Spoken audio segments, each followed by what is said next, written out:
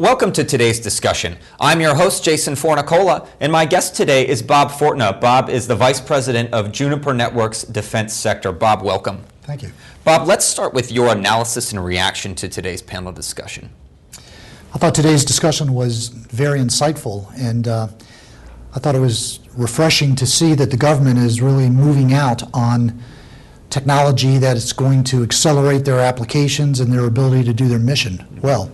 So it was good to see that they were well aware of it, had action-oriented plans, and were excelling their execution. Certainly a great discussion among all the panelists today. Where do you see the biggest opportunities for virtualization in the federal government?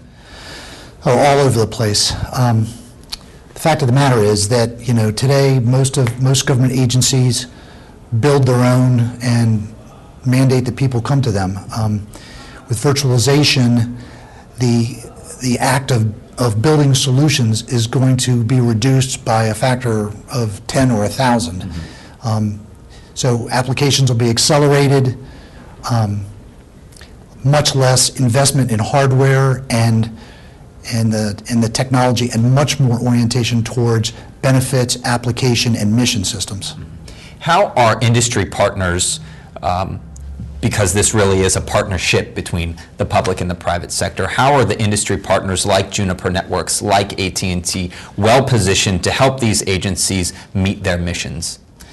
Well, Juniper Networks, we've been heavily ingrained in defense systems for many, many years. In fact, I would say that we're considered a trusted advisor and strategic partner.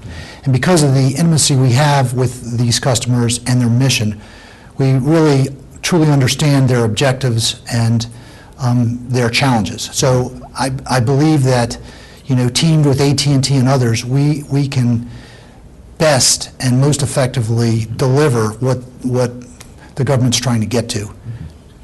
And how does that ultimately lead to benefits for your customer, understanding their challenges, their opportunities, and really the direction that they want to go? Well, the benefits are becoming more clear every day. Virtualization offers a much faster time to mission capability at a much reduced rate. It gives them surge protection. It gives them the security that they need, and it allows our government folks to focus on the mission rather than the technology. So it frees them up in great ways, and it really becomes the future path for their success. One of the questions that came from the audience on the panel was, how do we go about training the workforce to be able to handle this new technology and understand virtualization and use it properly? What are your thoughts on that? Well, training is really one of the keys to success on this whole thing.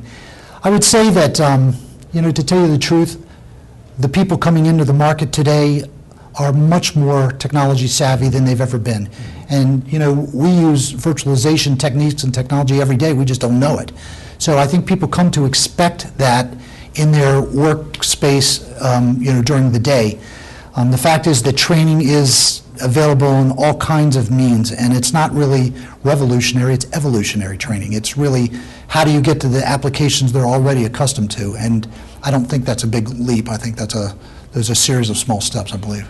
And that's a great point, because one of the other key takeaways from the discussion today was this move toward virtualization is a process. It's an evolution. It's a migration. It's not going to happen overnight. That's right. It's not a giant, event that will happen. This is a staged migration. And the good news is, at Juniper, we are completely open standards based. And so there's no proprietary lock-ins. There's no technology prisons that people are in. You can go forward in a path that makes sense to your mission and your environment.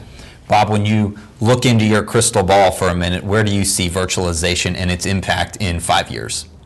Well, I think it's going to be huge. I think most applications will have some aspect of their operation in a virtual environment. Mm-hmm. Whether it's in sustaining base operations or tactical mission operations, there's a place for virtualization in many places. Whether it's eliminating size, space, weight, power, those kinds of things, or just in the ability to create new applications faster and much more cost effectively.